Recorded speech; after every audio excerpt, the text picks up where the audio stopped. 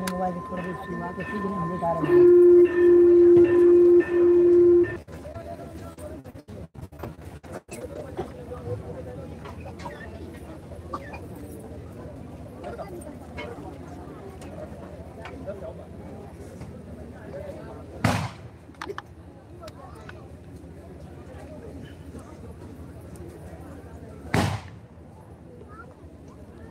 चाबी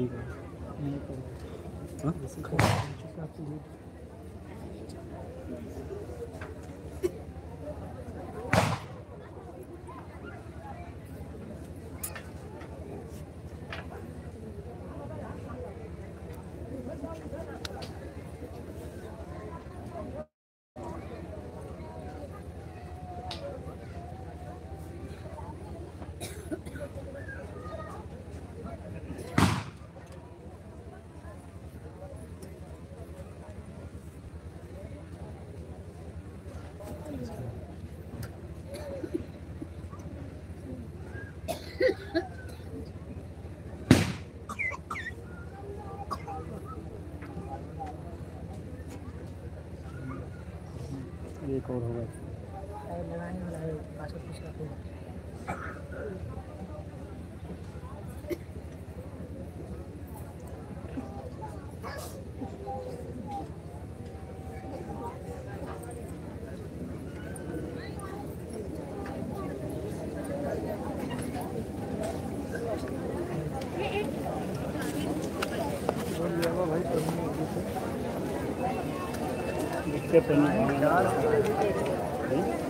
डार्क कहाँ आ रहा है,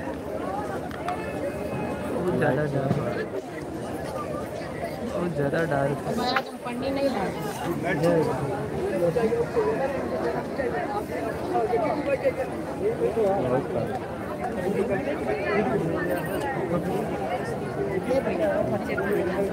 हाँ हाँ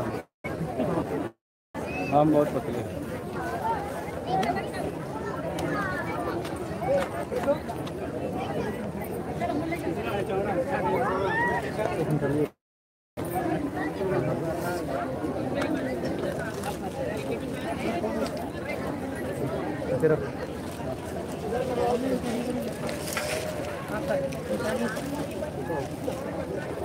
लाओ लाओ लाओ चालू कर लाओ आ रहा है।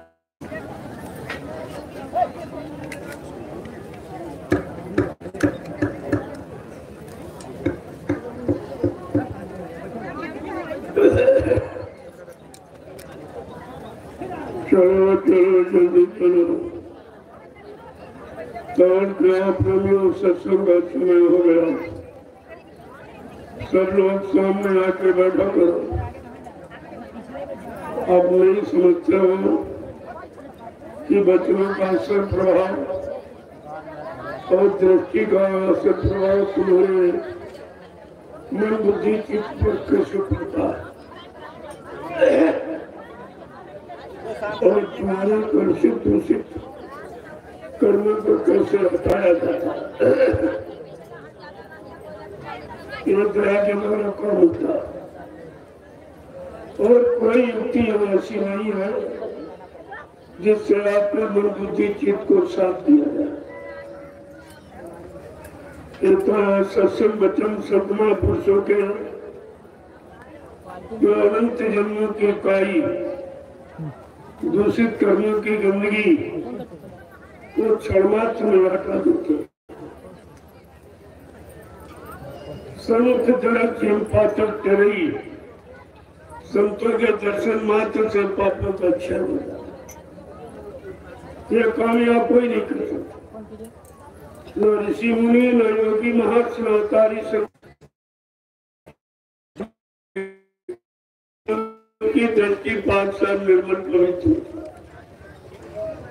उनकी, लेकिन काम करने में वो दृष्टि अलग है। ये संतों का गुण राज है जो जीवों को कैसे लाभ देते। दरद से परत से कोई प्रसाद मुठन प्रसादी और कोई साधन अचानक बना दे तुम्हारे लिए, यानी उनके पास बहुत से तरीके कोई तरीका तुम्हारे पर लागू करके तुम्हारे पर कर जिस किसी को वक्ते मुर्शिद समय के संत सद्गुरु के वचन मिल जाए, जो वचन तुमको सब प्रकार से बचाने का काम कर, तुम्हारी सुरक्षा, संरक्षा और हिफाजत करती, लेकिन अदृष्ट गया को समझ नहीं सकते।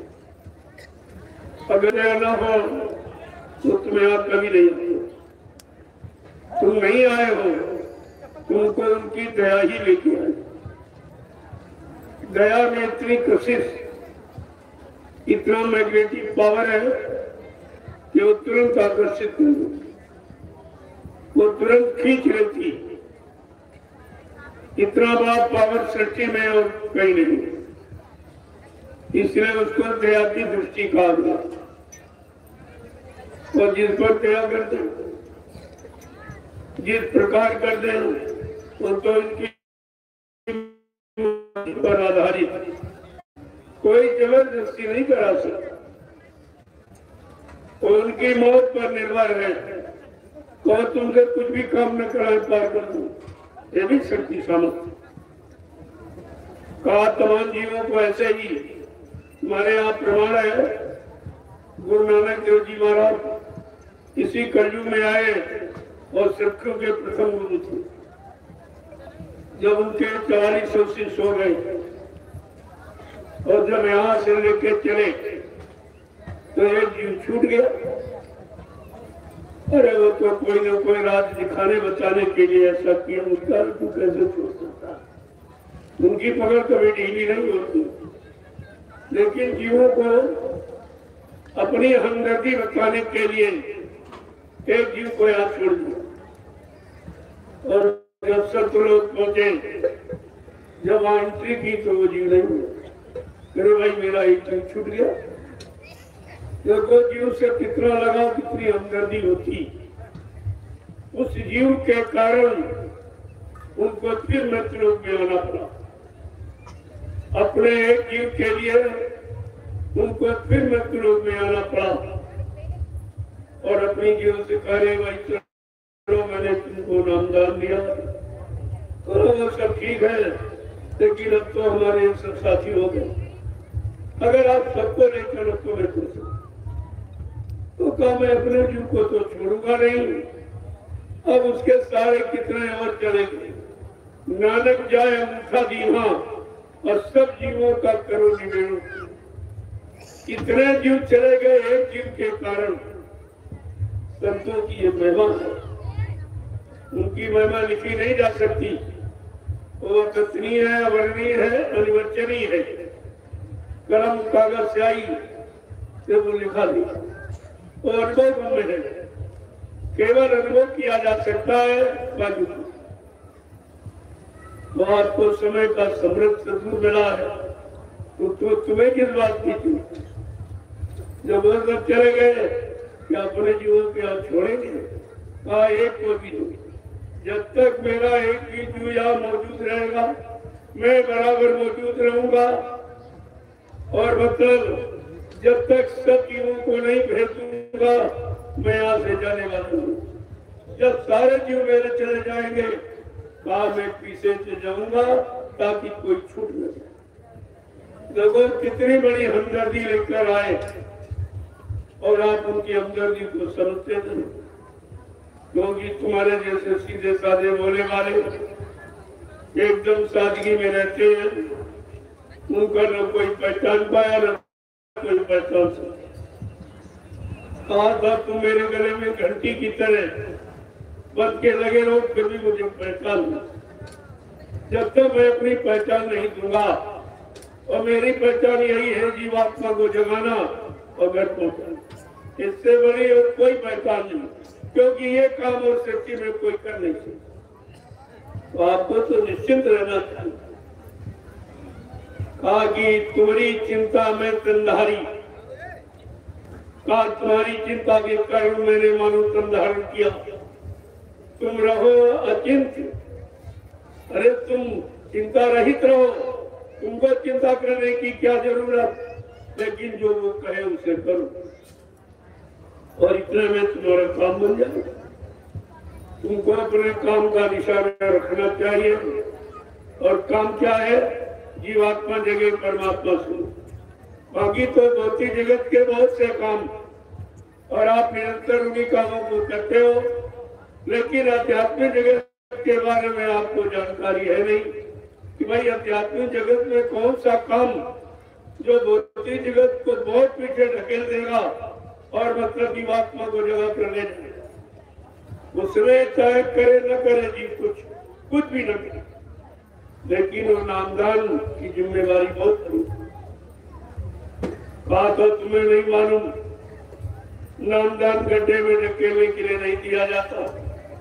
नामदान का मतलब जिम्मेवारी कि जब तक उस जीव को जिसको नामदान दिया, जब तक उसको घर नहीं पहुंचा देंगे, तब तक वो मानव शरीर को छोड़ के जाने वाले नहीं है। ये उनकी महिमा है, ये इनकी मौज है। इस काम के लिए मुझे कुछ भी करना पड़े, कोई लीला, कोई खेल, कोई चमत्कार, कोई करिश्मा क्यों न करना पड़े, लेकिन मैं अपना काम करके जाऊंगा और मेरे काम को कोई समझ नहीं पाए। ये असीम पुरुष है जो कितनी सीमित व्यवस्था में रहते, तुम्हें कोई नहीं पहचानता। यहाँ से वहां, वहां से वहां, वहां से वहां, ये बार बार तुम्हें उधर उधर क्यों ले जाते कि इसी तरह तुमको बार बार आना जाना था, वो तुम्हारा आना जाना इसी भाग दौड़ में खत्म करा दिया, तो तुम्हारा काम ही किया जाता। ऐसा कोई कदम नहीं उठाते जिससे जीवों का काम न हो। अब उनके कदम को तुम समझ नहीं सकते, क्योंकि ये कदम सृष्टि में किसी ने उठाया नहीं, उनका कोई इतिहास नहीं है, कोई चर्चा नहीं है, कोई जानकारी नहीं, तो तुम कैसे जानोगे? इसलिए उनको सब जानकारी देनी पड़ी और उनको ये सारे काम करने पड़े। ये परिवर्तन है, यहाँ से वहां, वहां से वहां, वहां से वहां, ये परिवर्तन की ही भूमिका, लेकिन तुम कैसे समझो? यानी एक क्षण में सारी व्यवस्था को छोड़ के चल दो और लोग समझ नहीं पाए। पहले लोग कहते थे सतगुरु धाम में रहेंगे, यहाँ तो बहुत अच्छा बना दिया, लेकिन जैसे उनके तैयार हुआ वहां से अचानक उठ खड़े तो वो भी वन जंगल में और काम में तो यही लोग धीरे धीरे संगत जानी लगी, वहां भी आश्रम का निर्माण। प्रेमियों ने इतनी मेहनत की, सारे जंगल को काट काट के एकदम मैदान में बदल दिया। लोग लेकर लोग ताज्जुब, ये कैसे, कौन से लोग हैं, कैसे लोग हैं? मेरे से यहाँ से बड़ी बड़ी मशीनें आएगी तब ये काम होगा। तुमने कहा हमारे पास बहुत बड़ी मशीन, तो तुम्हारे देखते देखते ये जंगल को मैदान में परिवर्तित कर दी, और आपने किया, वो भी लोगों ने देखा, तो वहां कुछ बन के तैयार हुआ। उसके बाद सोचा कि अब तो सेवा कोई यहाँ है नहीं, चलो फिर कोई नवीनतम स्थान का चयन किया जाए, तो आपको यहाँ पर ले आया। और ये सबसे जितनी जगह आपको ले गए, आप रहे देखे, ये जगह सबसे, क्योंकि ये जगह महापुरुष बहुत पहले यही पे रहते थे,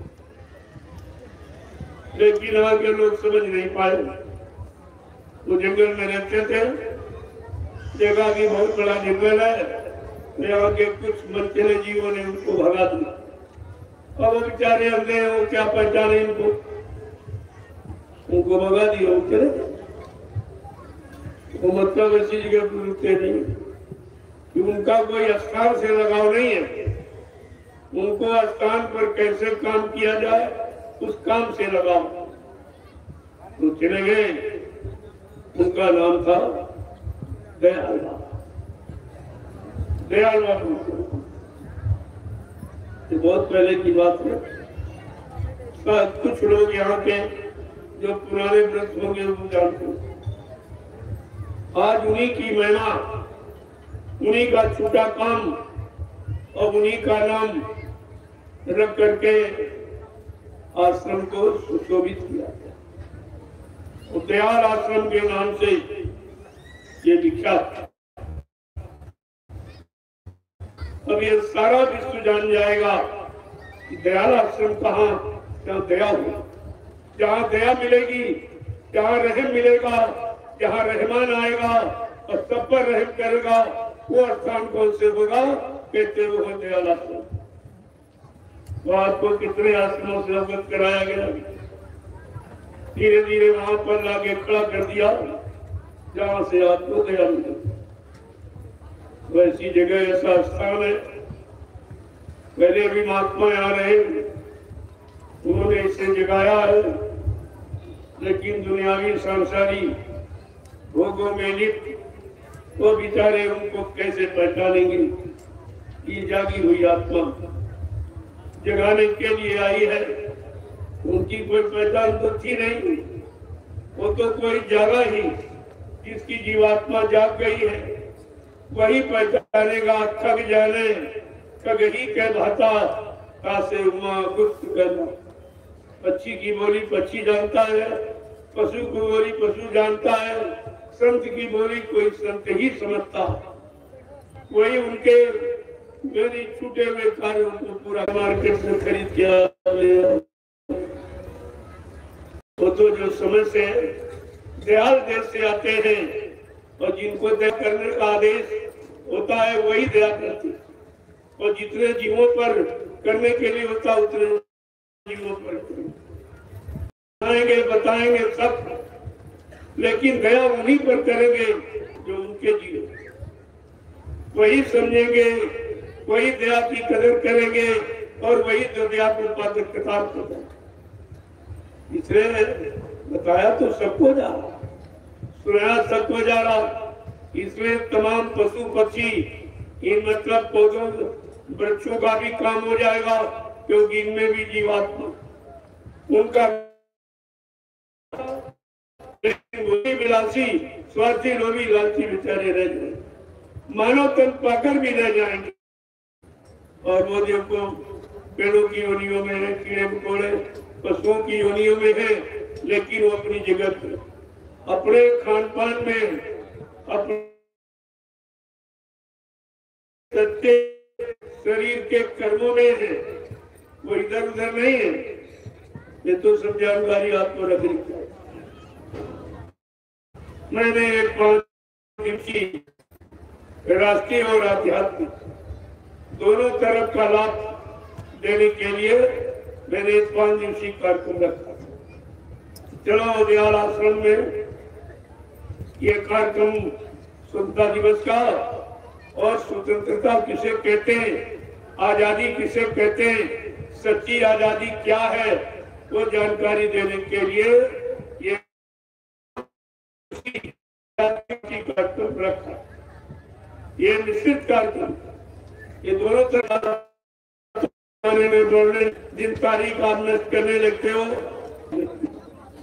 अब आपको दोनों समझने चाहिए। भौतिक आसमान है, आध्यात्मिक अजर अमर, ये भी दोनों चीज जानकारी आपको लेनी चाहिए कि यहाँ पर नाशवान क्या है और अमित क्या, जो मिटता नहीं है, जो नष्ट नहीं होता है, खत्म नहीं होता, हमेशा अनवरत एक समान रहता, वो है अध्यात्म। अध्यात्म जीवात्मा से संबंधित और भौतिक शरीर और इंद्रियों से संबंधित आपको दोनों की जानकारी दी जा रही। भौतिक जगत में आप रात दिन रहते हो और रात दिन उसी भौतिक जगत की इच्छाओं, वासनाओं, कामनाओं, तरंगों, उमंगों को पूरा करते रहते हो, लेकिन वो कभी पूरा न हुआ न हो, क्यों? ये अपूर्ण संसार, ये अपूर्ण है। यहाँ तो कोई पूरा कुछ कर ही नहीं सकता। अगर पूरा करना है तो आध्यात्मिक जगत में आपको प्रवेश लेना है। वहाँ पूरा का मतलब यहाँ से निकल के जीवात्मा अपने घर के लिए, हमेशा के लिए चली जाएगी उसे कहते हैं पूर्ण और ये है अपूर्ण। अब दोनों जानकारी आपको रखनी चाहिए, लेकिन ये किसी ने आज तक आपको बताया नहीं कि पूर्ण किसे कहते हैं, अपूर्ण किसे। पूर्ण की सीमा कहाँ तक है और अपूर्ण की सीमा कहाँ तक। पूर्ण की पूर्ण पाने करने के लिए हमें क्या तैयारी करनी चाहिए और अपूर्ण में फंसने के लिए हम कहाँ लगे पड़े हैं। जब ये दोनों जानकारी सत्संग के माध्यम से आपको मिल जाएगी तो आप दोनों को समझ लोगे और इसके बाद इसको छोड़ करके अपने पूर्ण देश की तरफ जहाँ की तुम्हारी जीवात्मा रहने वाली है वहाँ की तैयारी करना आप शुरू कर दोगे। जय गुरुदेव, जय गुरुदेव, जय गुरुदेव, जय गुरुदेव। नाम किसका, जय गुरुदेव। नाम किसका, जय गुरुदेव। नाम किसका, प्रभु का प्यारा नाम। विश्व के प्रथम मसीहा, युग प्रवर्तक, सतयुग के निर्माता, वैचारिक क्रांति के जन्मदाता, परम पूजनीय स्वामी जी महाराज बाबा जय गुरुदेव। ये बात आपको समझ लेनी चाहिए इशारे में। इसके अलावा ये संज्ञाएं किसी पर लागू नहीं की जा सकती, किसी नाम पर ये संज्ञा लागू नहीं। इसीलिए तो आपको ये सब अनुभव कराया का ये समय मिला है, इस समय को व्यर्थ में मत गमाओ। एक एक श्वास की पूंजी कितनी कीमती, जिसकी कीमत यहाँ रुपए पैसे धनवाला सामान से चुकाई नहीं जा सकती। और वह पूंजी तुम्हारे पास है, श्वासों की पूंजी। रोज आप खर्च करते हो, लेकिन ये नहीं समझ पाते हो कि हमें किस तरह, कहां पर, कैसे और किस काम में खर्च करनी चाहिए। और ये व्यर्थ में जा रही है। श्वास तो आती जाता है, इसी आने जाने को अगर समझ लिया कि श्वास का आना जाना हम बंद नहीं कर सकते, लेकिन अगर श्वास पर नाम अंकित कर लें तो नाम लाभ प्राप्त हो सकते। फिर तुम्हारा कोई क्षण बिना नाम के स्मरण के नहीं जाएगा। इसे कहते हैं अनवरत स्मरण, लगातार सुमरन, 24 घंटे सुमरन, अखंड सुमरन। क्योंकि श्वास उसी दिन बंद होगी कि दिन शरीर का समय पूरा हो, तभी आपकी माला खत्म होगी। इसके पर तो आपको इतना प्रयास कर लेना चाहिए कि समय का जगाया नाम तुम्हारे श्वासों पर अंकित हो जाए, और जैसे तुम माला घुमाते हो वैसे तुम्हारे साथ ऐसे माला घुमाते हो, ऐसे श्वास। अगर ये श्वासों की माला पर नाम अंकित हो जाए फिर आपको करने की जरूरत नहीं। उसी को महापुरुषों ने कहा अजपा जा, बिना जपे जाओ, बिना नाम लिए जाओ, सुमरन हो रहा। इतना अभ्यास आपको कर लेना चाहिए। उठते बैठते सोते जागते खाते पीते काम करते नाम न बिसरे, नाम का विस्मरण नहीं होना चाहिए। तब तो आपने नाम की महिमा जाननी है, नाम की कीमत आपने की है, और उस नाम का लाभ आपको अपने जीवन में मिले। तो कितना सरल, बाहर में आपको कुछ नहीं करेगा। कब? जब अंदर में वो जाग जाए, अंदर में जब श्वास पर अंकित कर लोगी, तुम्हारी कोई श्वास बिना नाम के निकलनी नहीं चाहिए। इसको कहते हैं सुमरन। ये जगाना, ये जगा हुआ सुमरन और वो सोया हुआ। बहुत अंतर है। मन से कभी कहा पहले तो तुम्हारा शैतान मन जो सुमिरन ध्यान भजन में बाधा डालता है, तो पहले तुम नाम इसी से जपाओ। मन तू भजे गुरु का नाम। अरे मन, तुम गुरु के द्वारा दिए गए जगाए हुए नाम को भज, अभ्यास कर। भजना माने अभ्यास करना। अगर अभ्यास कर ले तो तेरा काम बन जाए। इससे कर कुछ काम। अरे इससे कुछ काम कर ले अपना। अब हम सब जीवन को अपना काम मालूम नहीं। हम काम माया के काम को करते कहते अपना काम करते। तुम्हें आज तक यही नहीं मालूम कि तुम्हारा काम क्या है, तुम्हारा यहाँ है कौन, तुम्हारा सहयोगी, तुम्हारा मददगार, और तुमको हर पल पल घड़ी तुम्हारी संभाल करने वाला कौन है, इसकी तो आपको जानकारी ही नहीं। जो तुम्हारे हर क्षण पल घड़ी बिगाड़ करते हैं, बिगाड़ ही करते हैं, सब तरफ से बर्बाद करते हैं, तुम्हारे स्वादों को भोगों में नष्ट कराते हैं, उन्हीं को तुम अपना करो। जो तुम्हारे अपने नहीं है, अज्ञानता बस हम उन्हीं को अपना करें। ये जीव की सबसे बड़ी भूल है। लेकिन ये भूल कैसे भूल, ये शंका का समाधान कैसे होगा कि बहुरी काल करिए सत्संगा और तब ही संशय सब भूंगा। का बहुत समय से सत्संग करो। अब सुनो सुनाओ, पढ़ो पढ़ाओ नहीं करो। और तुम सुनते हो, सुनाते हो, पढ़ते हो, पढ़ाते हो, न करते हो न कराते हो। क्या करना था, क्या करना, क्या करना था मुझे, क्या लागे करन, बस यही अचंभा भर का बड़ा आश्चर्य होता है कि क्या काम तुम्हें करना चाहिए और किस काम में आप लग। जो काम तुम्हारा नहीं है, तुम्हें लाभ देने वाला नहीं है, तुम्हारी हानि करने वाला, तुम्हारे मानव जीवन को नष्ट बर्बाद करने वाला, तुम उसी काम को अपना काम समझे हो।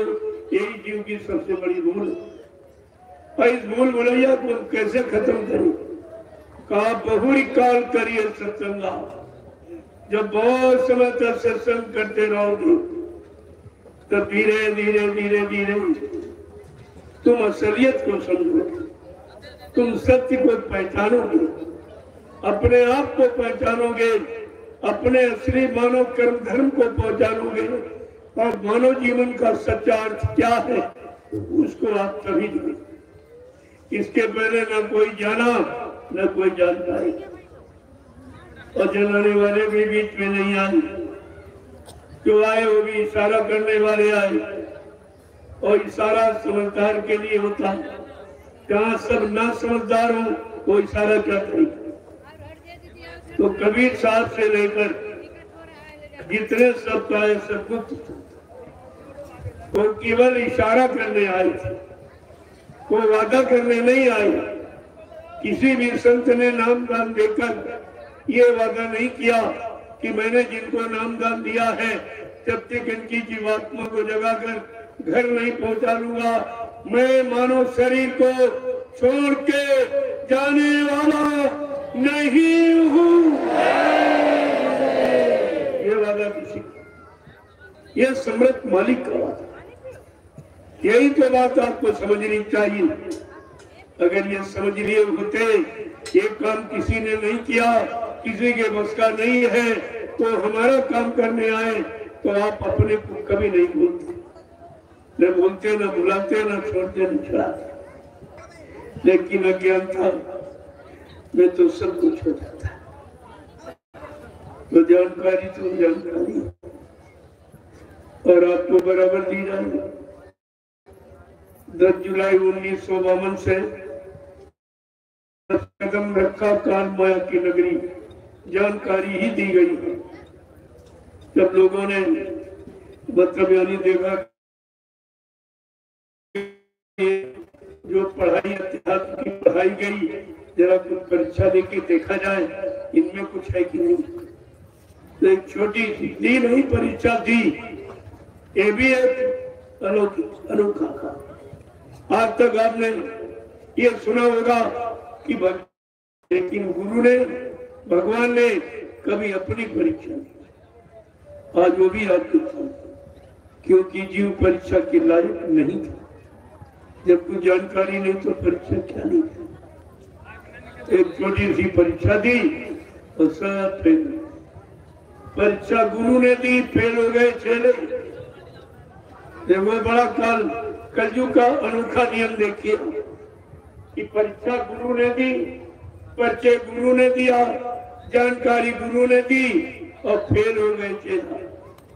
और एक नहीं, सब कोई नहीं बचा।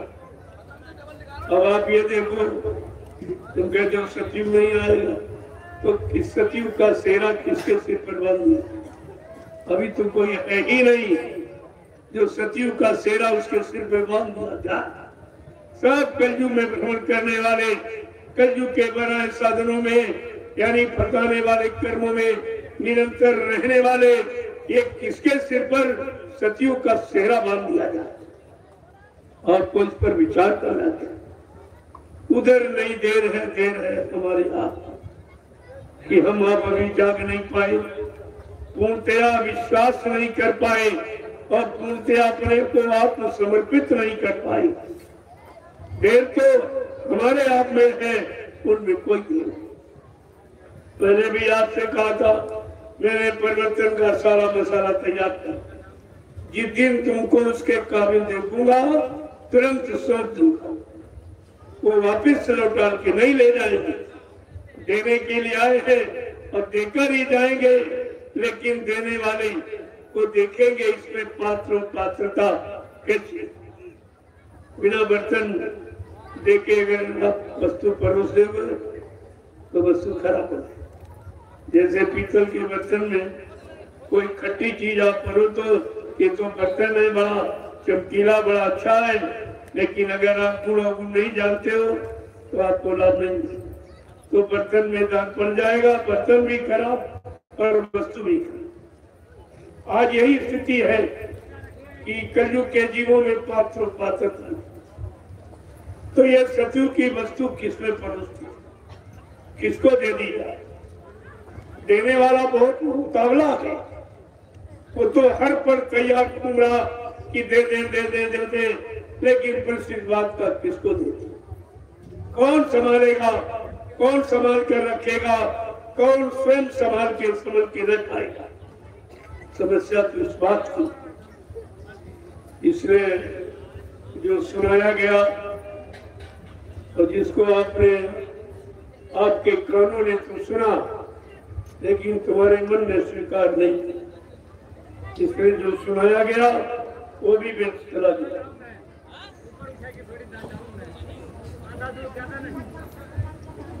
यही तो सबसे बड़ी भूल है जीवन कि सुना लेकिन रख नहीं पाई, सुना संभल के रह नहीं पाई, और जो सुना उससे कोई काम कर नहीं।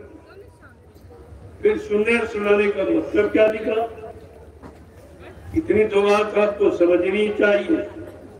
अरे अभी तो कुछ कराया ही नहीं, केवल भाग दो, खाली तुमको रेस लगवाई जा रही। रेस लगाने से नौकरी थोड़ी मिल जाती। अभी रेस लगाया, ऐसा भाग दौड़, इसी भाग दौड़ में तुम्हारे आने जाने वाले कट जाएंगे। साथी को बार बार तुमको काल माया के देश में भाग दौड़ चक्कर न लगाने पड़े, तो आपको भाग दौड़ करेंगे यहाँ से वहां से वहां से, तब की ये काम कोई नहीं।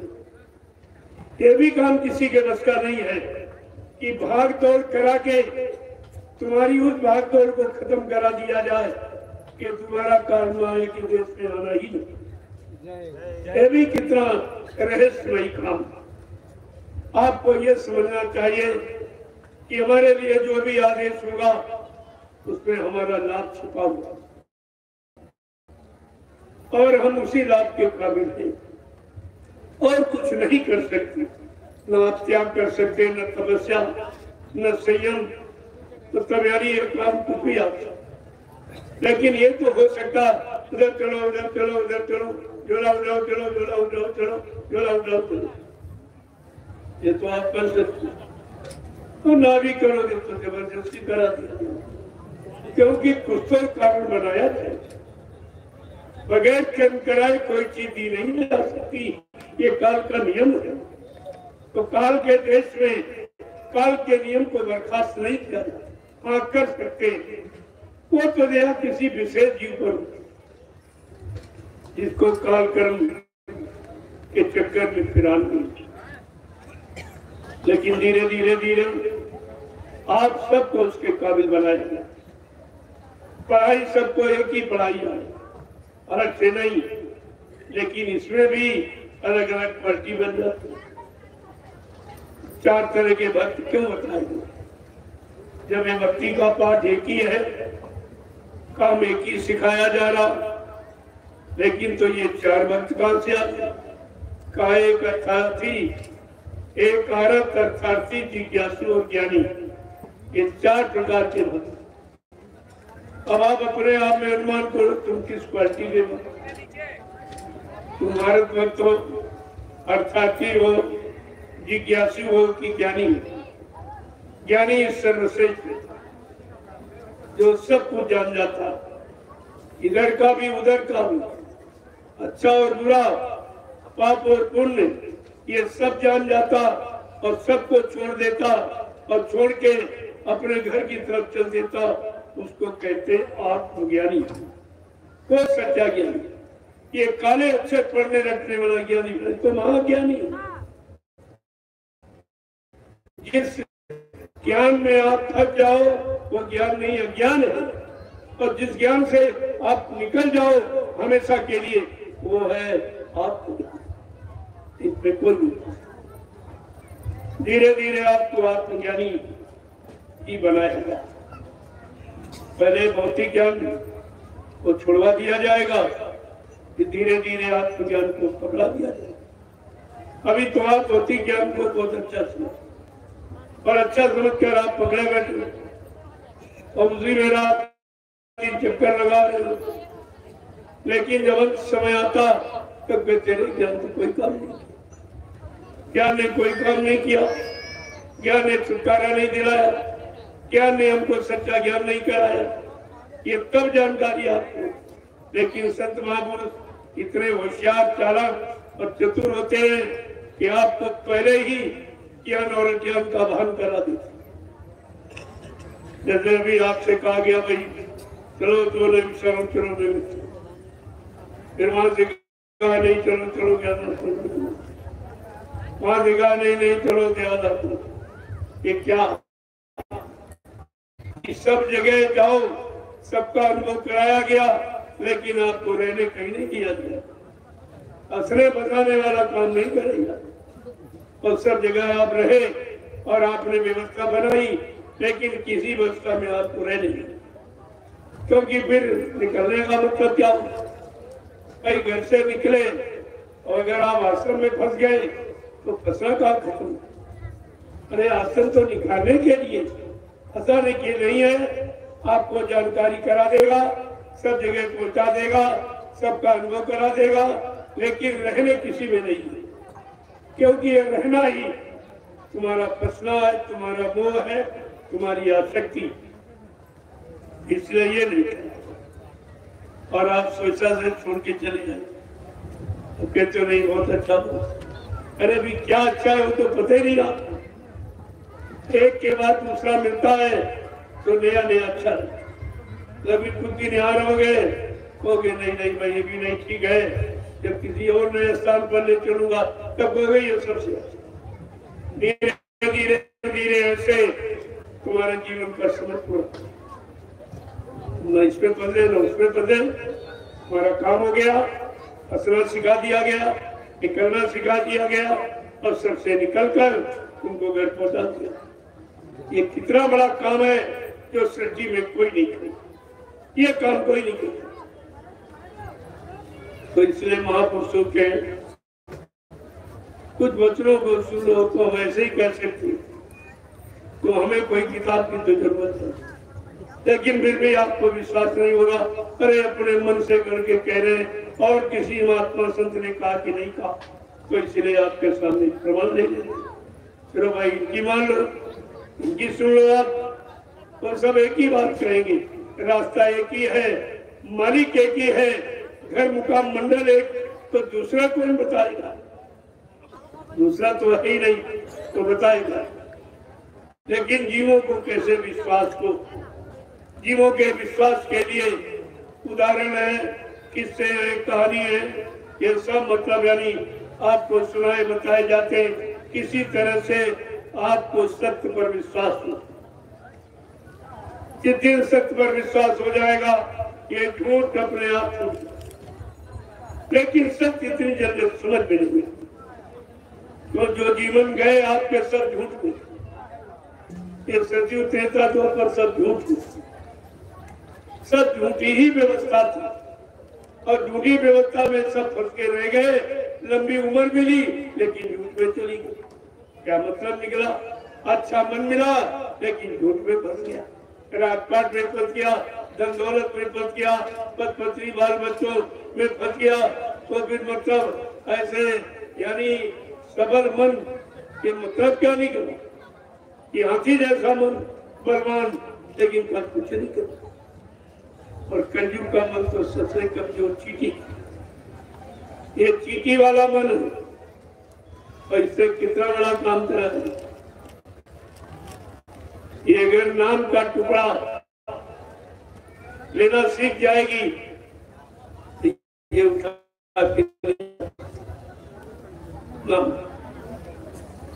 लेकिन छोटा टुकड़ा हाथी नहीं था,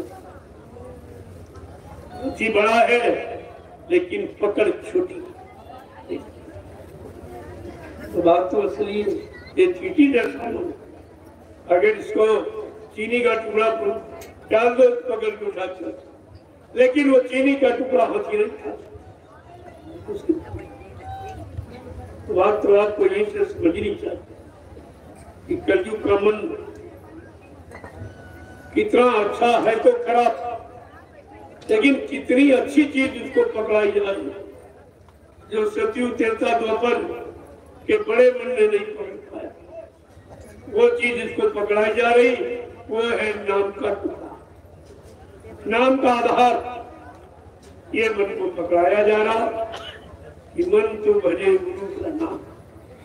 अरे गुरु के जगाए नाम को भज, तो तू हमेशा के लिए जाग जाएगा, समझ जाएगा, चेत जाएगा और अपने असली मुकाम की तरफ चल पड़ेगा। तो जरा उनके महापुरुषों के कुछ वचनों को सुन लो। तो वो क्या कह रहे हैं कि भाई मैंने जो मेहनत की तुम्हारे साथ, मैं उस मेहनत के बारे में आपसे पूछ रहा हूँ कि मेरी मेहनत तुमने सफल की क्यों? जो तुमको पढ़ाया, सुनाया, समझाया, तुम्हारे पास कुछ है कि नहीं है? ये पूछ रहे।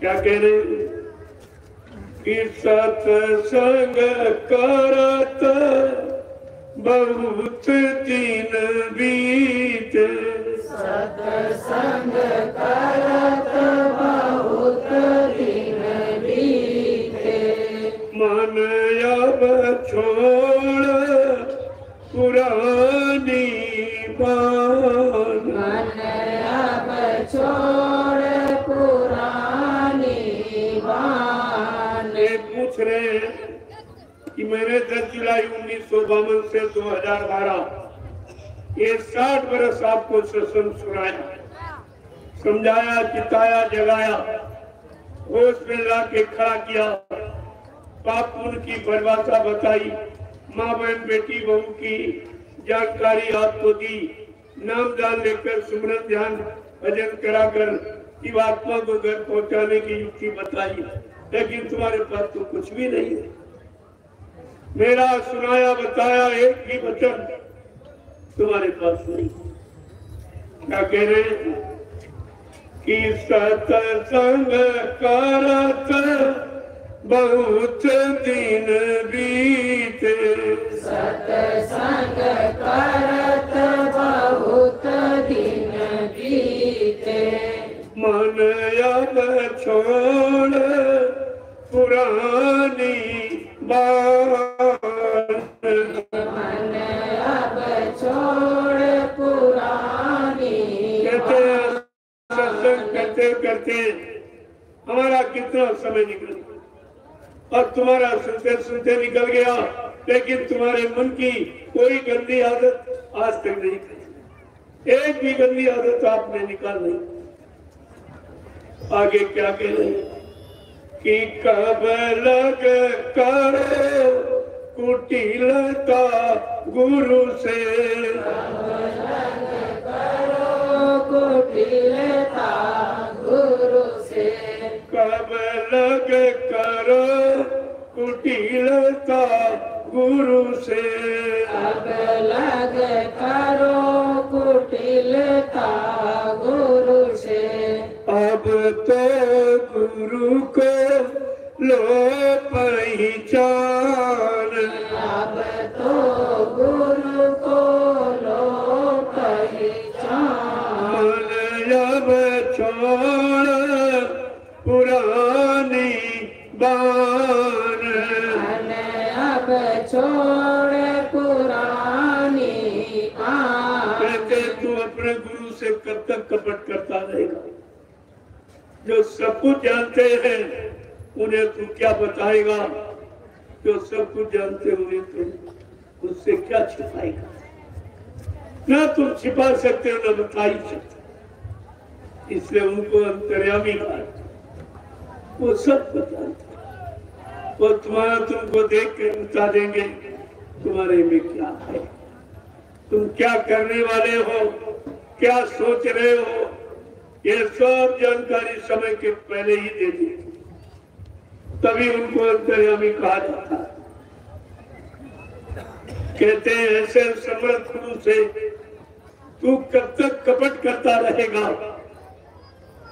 अपने मालिक को क्यों नहीं पहचान लेता जो तेरे लिए, तेरी जीवात्मा के कल्याण उद्धार के लिए आए। आगे क्या कह रहे हैं कि गुरु को तुम मानुष मत जानो। गुरु को तुम मानुष मत जानो। गुरु को तुम मानुष मत जानो। गुरु को तुम मानुष मत जानो। वे सात पुरुष की जान। वे हैं सत्पुरुष की जान। मन अब छोड़ पुरानी बान। अब छोड़ पुरानी बान। कहते हैं गुरु को तुम मनुष्य मत मान। उन्होंने मानव जीवन तुम्हारे लिए धारण किया, क्योंकि अब की बार तुम्हारी जीवात्मा मनुष्य शरीर में, मनुष्य शरीर में आई हुई जीवात्मा के कल्याण उद्धार के लिए उन्होंने मानव तन धारण किया। वैसे है नहीं धारण किया, तभी उनके शरीर में शरीर का कोई गुण नहीं, वो बिल्कुल पाक साफ निर्मल पवित्र, और जीवों को पाक साफ निर्मल पवित्र बनाने आए। अगर वो पाक साफ निर्मल पवित्र नहीं होंगे तो जीवों को कैसे पाक साफ निर्मल पवित्र बनाएंगे? आगे क्या करें? जैसे तैसे मन समझाओ। जैसे तैसे मन समझाओ। जैसे तैसे मन समझाओ। जैसे तैसे मन समझाओ। दर पर तीत घरों न ध्यान। दर पर तीत घरों गुण ध्यान। मन अब छोड़ पुरानी पुरानी बान। कहा जैसे हो सके अपने शैतान मन को समझाने की कोशिश। मन के हारे हार मन के जीते। अगर ये मन आपका ठीक हो जाए तो सब सारे कार्यों कर्मों का करता करता मन यही सलाह देता अच्छे बुरे पाप न करना। और आपने इसकी की सलाह हमेशा मानी है। इसी के यानी इसकी मुराद ख्वाहिश तमन्नाओं को पूरा करते रहे हो। और पूरा करते करते करते इसने आपको अपना गुलाम बना दिया। अब तुम रह ही नहीं सकती हो। अब वो तुमको घसीटे घूमना, तुम्हारे शरीर को साथ में लेकर अपनी सारी इच्छाओं को पूरा करता रहे। अगर काम की इच्छा हुई तो काम की इच्छा को पूरी कर, क्रोध की इच्छा हुई तो क्रोध की इच्छा को पूरी कराया, लोभ मोह अहंकार की इच्छा हुई तो लोभ मोह अहंकार को पूरा करा दिया। और तुम इस मन का कुछ नहीं कर सकते हो और तुम्हारे अंदर बैठा, कहीं दूसरी जगह नहीं है, तुम्हारे अंदर बैठा और आप कुछ नहीं कर सकते। क्यों कि तुमने सदा इसकी सलाह मानी। धीरे धीरे आपको अपनी सलाह मनवाते मनवाते आपको अपना दास गुलाम बना दिया। अब तुम बगैर उसके रह नहीं सकते। उसने इतना आदी बना दिया, तुम्हारे शरीर की शारीरिक शक्ति और क्षमता को इतना नष्ट और बर्बाद कर दिया कि अब अपने आप तुम कुछ नहीं कर। यही चालाकी होती है। दुश्मन का यही काम है कि अपने प्रतिद्वंदी को पहले नष्ट कर दे, पहले सामान से नष्ट कर दे, खाद्यान्न उसका नष्ट कर दे, औजार का यानी मतलब कोष उसको बर्बाद कर दे, तो जीतने में देर नहीं। यही तुम्हारे मन ने तुम्हारे साथ किया। तुम्हारे शारीरिक क्षमता, शरीर की शक्ति भोगों में नष्ट और बर्बाद कर दी। अब तुम कोई काम अपने आप कर ही नहीं सकते। इतना लाचार, मजबूर और विवश तुमको कर दिया। आगे क्या कह रहे कि दया मेहर से वचन सुनावे, दया मेहर से वचन सुनावे, दया मेहर से वचन सुनावे, दया मेहर से वचन सुनावे। वे है पूर्ण पुरुष नाम, वे हैं पूर्ण पुरुष नाम, मन अब छोड़ पुरानी बान, छोड़ पुरानी बात। यद्यप हम सब कलयुग के जीव इतने गंदे पापी कुकर्मी उन बच्चों के सुनने के लायक नहीं है, फिर भी अपनी दया मेहर से वो वचन सुनाते हैं जिससे काल माया की मार से बचो। जब दूतों की मार से बचाओ, अपमान से बचाओ, नरकों से बचाओ, छुटकारा हो जाए। आओ तुम्हारे पर दया वो वचन सुनाते हैं जिससे तुम बचो। और कहते हैं इसलिए पहचान बताई, वो है पूर्ण पुरुष नाम, वो अनामी महाप्रभु है, वो और कोई नहीं। अनामी महाप्रभु स्वतः मानव चोला धारण करके आए। क्योंकि जब कलयुग के जीवों का विश्वास गुरुओं से हट गया, यानी गुरु को भूल गया, संतों को भूल गया, सदगुरुओं को भूल गया, तब ये परम संत सच्चा अनामी महाप्रभु मानव चोला धारण करके मृत्यु मंडल पर हम सब जीवात्माओं को घर पहुंचाने के लिए आए। इनका एक ही काम है, यहाँ बताना लगाना नहीं।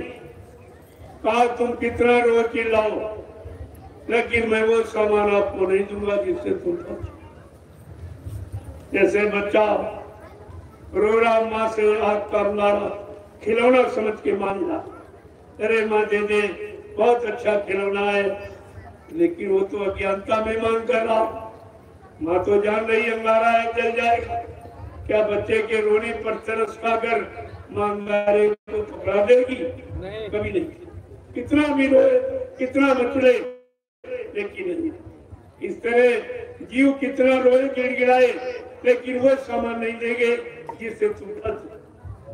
हाँ, उतना आपको दिया जाएगा कि भूखा सोने नहीं दिया जाएगा, नंगा रहने नहीं दिया जाएगा, कोई सामाजिक पारिवारिक कार्य आपका रुकेगा नहीं, एंड टाइम पर कहीं से पूरा करा दिया जाए। लेकिन बच्चा, तुम भजन कर लो। एक काम आपको, एक काम दिया गया कि तुम्हारी सारी मनोकामनाओं को पूरा कर दिया जाएगा, लेकिन तुम भजन करने लगो, तो आपने वो भी काम नहीं। इस काम के बदौलत सब कुछ मिल जाए तो कितना बड़ा काम, लेकिन वो भी आपसे नहीं हुआ, भजन भी आपसे नहीं हुआ, और मंदिर में तुम चले गए, इधर भाग गए, उधर भाग गए, उधर। अब सब छूट गया। जब गुरु छूट गया तो सब छूट गया। गुरु का सामान भी छूट गया, गुरु से मिलने वाला लाभ भी छूट गया, गुरु की दया भी छूट गई। तो आपने गुरु को छोड़कर कितना भारी अपना नुकसान किया, जिस नुकसान की पूर्ति यहाँ कोई नहीं कर सकता। आगे क्या कह रहे? इधरी ते मानुष की गुरु ने, धरी ते मानुष की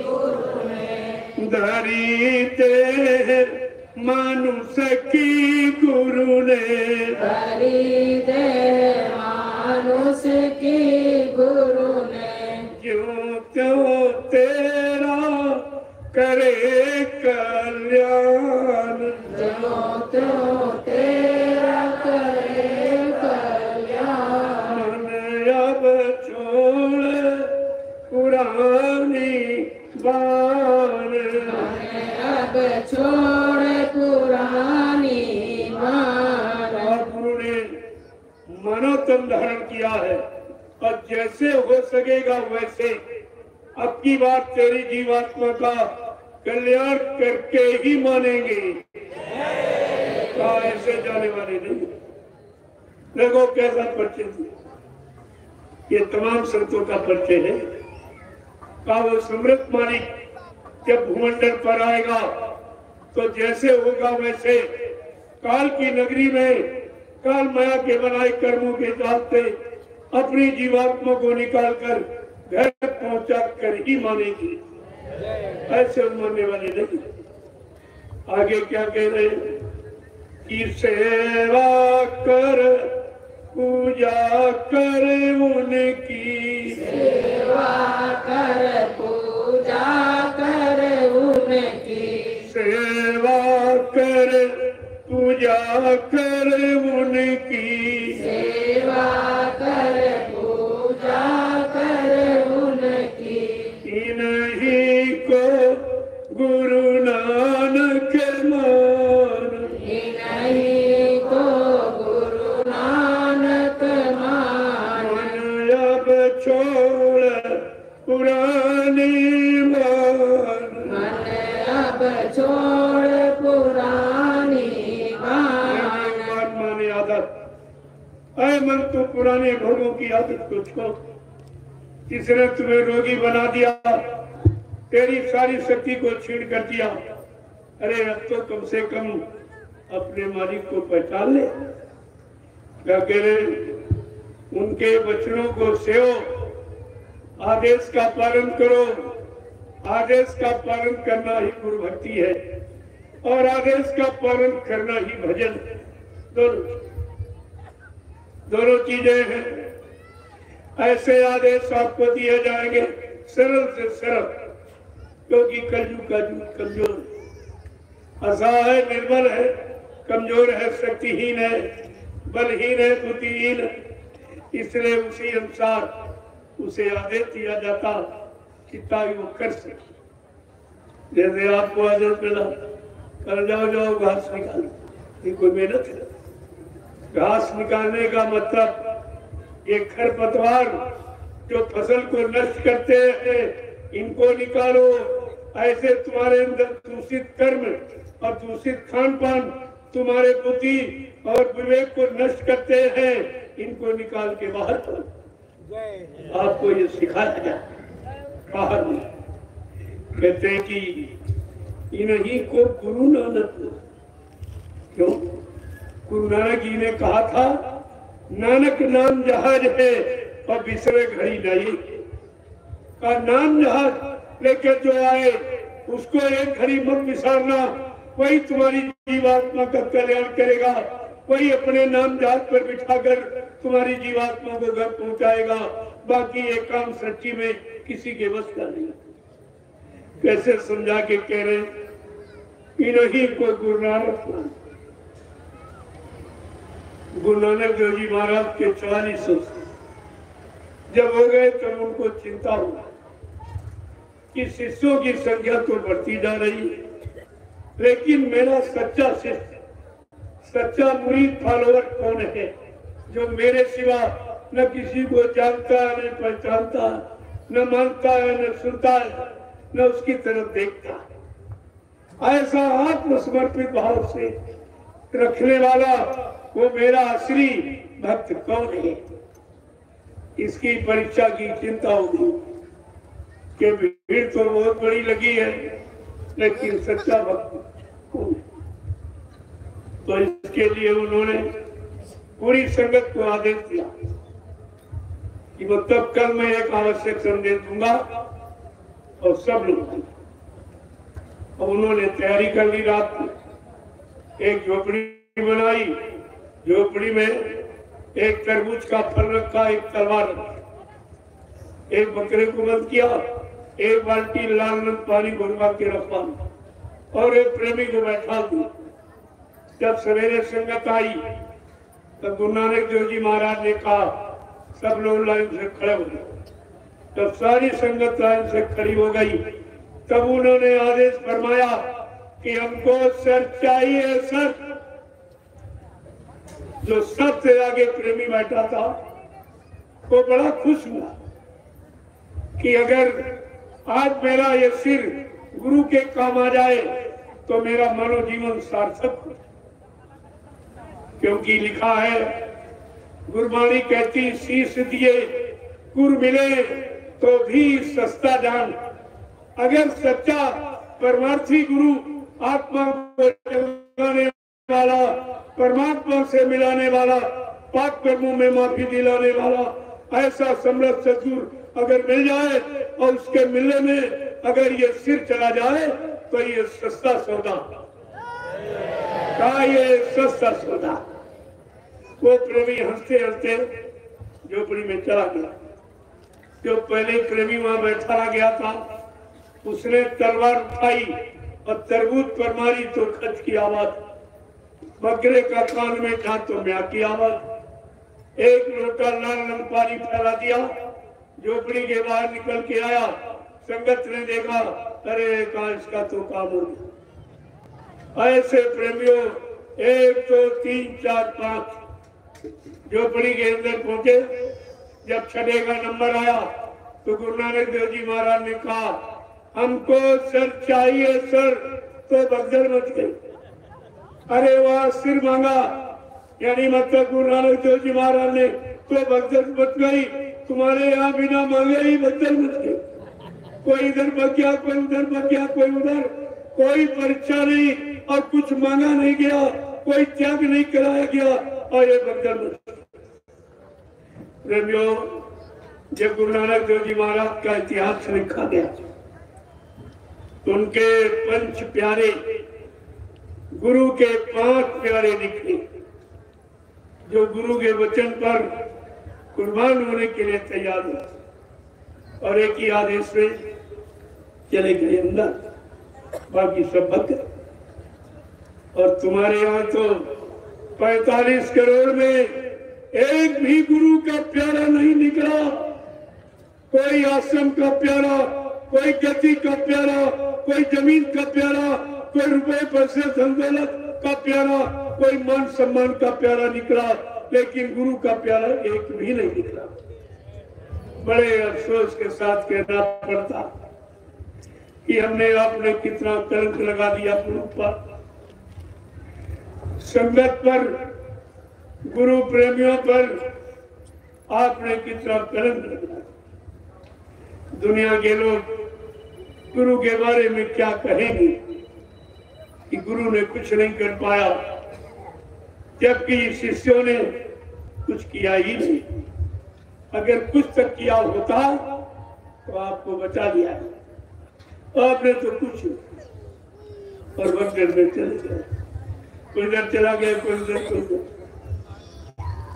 तो ये कितने बड़े अफसोस की बात है, और हम सब प्रेमियों का कितना बड़ा दुर्भाग्य कि अपने मालिक को नहीं समझ पाए, पहचान पाए और उन्हीं को छोड़ के बच। तो फिर उनको शांति अब कहाँ मिले? कोई शांति दे सकता? और आपने शांति का प्रचार किया है। अगर तुमसे पूछा जाएगा तो तुम भारत की जनता को क्या जवाब दोगे? तुमने ये कहा है विश्व को सच्ची सुख शांति के गुरुदेव नाम से मिलेगी, और विश्व को पूर्ण संतृप्ति शांति बाबा जी से मिलेगी। अब तुम ही कह रहे हो कि बाबा जी मन के चले गए, तो लोग कहेंगे तो सुख विश्व को सुख शांति कौन देगा? ने तो कहा था बाबा जी ने, तो तू झूठा, तेरा गुरु भी झूठा, ये तुम कहलाओगे। और तुम कभी भी आगे आने वाले भविष्य में अपने आप को बाबा जी गुरुदेव जी महाराज का शिष्य भी नहीं कहला सकते। तुम भी वो भी अधिकार आपने खो दिया, तुम्हारे पास तो कोई अधिकार ही नहीं। अपने आप को क्या कहोगे, क्या बताओगे? जब ये भारत की जनता पूछेगी, तुमने तो हम सबको बताया है बाबा जी विश्व के प्रथम मसीहा है, युग प्रवर्तक है, सतयुग के निर्माता है, अनामी महाप्रभु है। अब तुम ही कहे तुम मर के चले गए। ये सब जो विशेषण आपने जोड़े उनके नाम के आगे पीछे, वो तो सब बेकार से। तो ये भारत की जनता कहेगी अरे तू भी झूठा, तेरा गुरु भी झूठा। तुमने तो गुरु पर वो कलंक लगा दिया, सारे गुरुओं पर, सारे संतों पर, सारे सदगुरुओं पर आपने कलंक लगाया है। तो तुम कैसे बच पाओगे? आगे आने वाले भविष्य में क्या तुम अपने आप को बाबा जी गुरुदेव जी महाराज का शिष्य कहला सको? तुमने तो अभी अधिकार खो दिया है। अरे विचार करो, परमात्मा ने मानव बुद्धि ये परीक्षण का यंत्र आपको दिया है। अरे कुछ तो सोचो, विचारो, अपने लिए नहीं तो अपने समृद्ध गुरु के लिए आप सोचिए। आपने उनको बदनाम किया, झूठ बोलने वाला, वादा खिलाफी करने वाला, दगेबाजी करने वाला आपने सिद्ध किया। ये बताइए आपको क्या मिलेगा? क्या मिलेगा? उस समय आप किसको पुकारोगे? जब आप गाड़ी मुसीबत में फंस जाओगे, तुम्हारा सहारा देने वाला कोई नहीं, तब आप किसको पुकारोगे? अभी आप कोई मुसीबत आती थी, बाबा जी को याद करते, आपकी मुसीबत दूर हो जाए। अब तो इन स्वार्थी लोभी लालचियों ने तुम्हारा वो भी रास्ता खत्म कर दिया, कह दिया बाबा जी मर गए, चले गए। अब तुम किसको पुकारोगे? और भारी मुसीबत आने वाली है। एक छोटी सी आई थी, उसमें तो आपकी मदद हुई नहीं कुछ, क्योंकि जब तुमको ये बता दिया गया गुरु मर गए, तब तुम याद किसको? अरे जिंदा मदद करता है कि मुर्दा करता है? इतनी दो याद आपको रखनी चाहिए।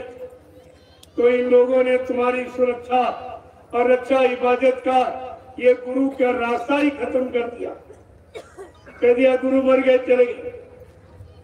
अब आप किसको पुकारोगे? किसकी याद करोगे? किसके पास मत्था टेकोगे? अपनी फरियाद करोगे? अरे कुछ तो सोचो, विचारो। तुमने तो अपना सारा रास्ता ही खत्म कर दिया, अब किसके पास आप जाओगे? और इनसे पूछो क्या वो पुतला जो बना के ले आया मथुरा में, क्या वो मदद करेगा तुम?